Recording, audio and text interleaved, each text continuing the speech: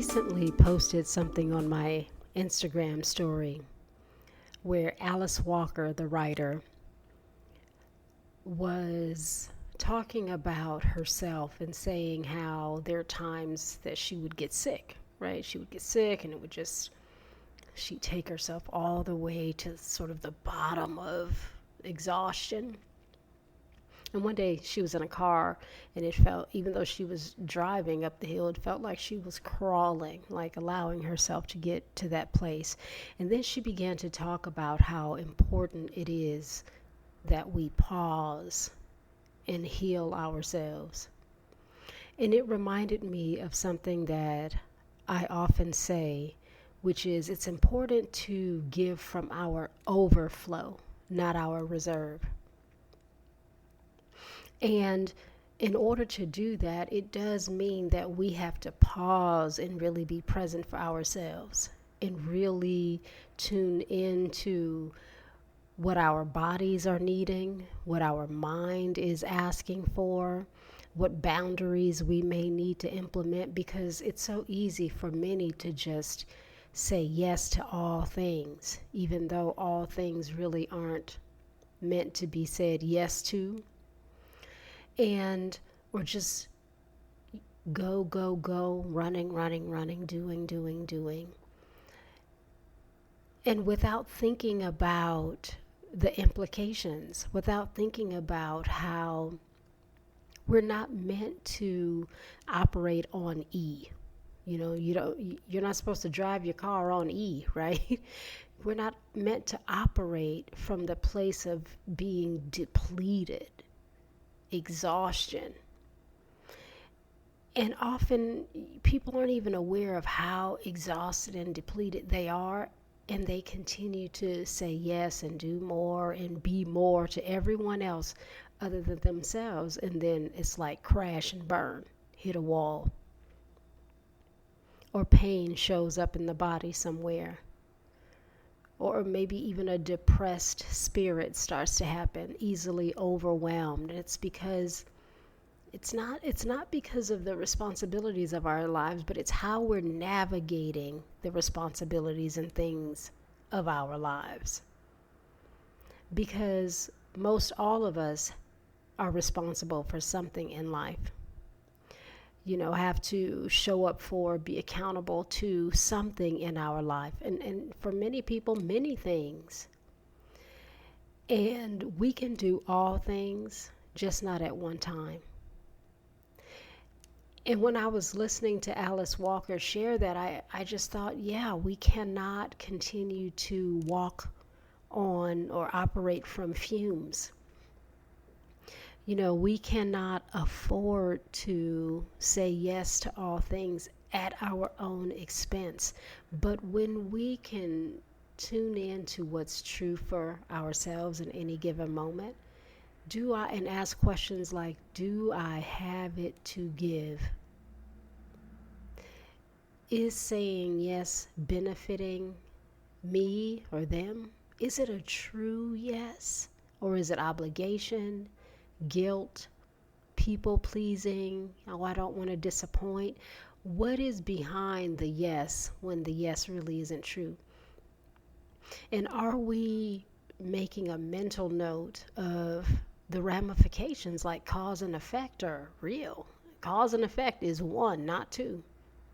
For every cause, there's an effect. So if I'm operating from E, that means I have nothing to give, and yet I continue to give.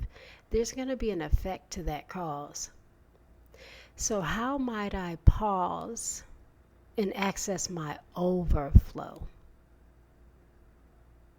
Some people are so far in their reserve that they can't find overflow. It's hard to encounter what needs to be seen when we're constantly busying ourselves with things to do. And again, yes, we have responsibilities. There are things that need to be done, and we still have to do that from the place of overflow.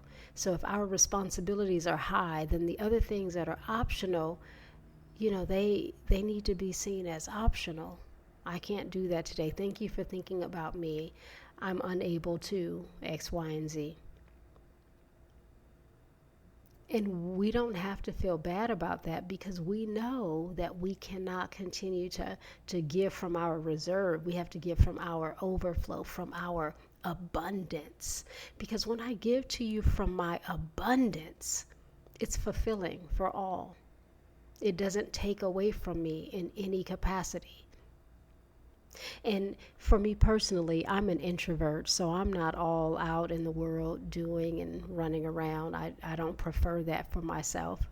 I like a quiet, spacious life. And I'm very comfortable declining an invitation. I'm very comfortable saying no if it's true, because I don't want to compromise my truth in order to appease anyone else. And I remember as a child, that was one thing that I would say when I get older, when I become an adult, I'm not going to do anything that I don't want to do. And, of course, we have to do things that we don't want to do in life. And there are many things that I do have control over and will not do if it doesn't resonate. Or if my day is free and clear, but I want it to stay that way, then I'll say no, because I want to enjoy the luxury of time and spaciousness. And people might say, oh, well, what are you doing? Nothing. And that's something. Like, that's enough, because it allows me to regain my overflow, right? It allows me to drop into myself and my needs and the decisions I'm making, all of the things, because that quiet time is essential to our growth and evolution. How do we know who we are or what we want or need if we do not sit with ourselves and grow in closeness and connection and inquire deep within? We can't, afford to be the Energizer bunny forever, giving from our reserve, not having anything left in the tank for ourselves, and then wondering why we feel so badly, why the body is aching, why the mind feels anxious or with angst or sad, and you don't really have anything to point to. And it's like, oh yes, let me take inventory of my week. What are some decisions I made that actually landed me here? And going forward, how might I do things differently? How might I, practice saying no and being okay with that, so that I can build back up, so that I have overflow? So yeah, when I was listening to Alice Walker share, I thought it's so important. She's so right. It's so important to stop and turn to ourselves and figure out what's happening, and give ourselves sleep. Give ourselves that deep tissue massage. Give ourselves the holding that allows us to restore and heal. To go to the doctor because you've been feeling that pain for so long and it's not going away. To take that vacation, to write that book, to ... fill in the blank, right? Because that's how we can recharge and reclaim ourselves, and find that we're pulling ourselves out of the dark dank of it all, so that we can get back to the light and see, like, you know what? Hey, I have a bit more energy. I actually can say yes to that now. But before I do, let me check in and let me double check and triple check. Okay, yes, I have it to give, and I want to, because sometimes we have it to give and we don't want to. And so guess what? I'm inclined to say follow your truth.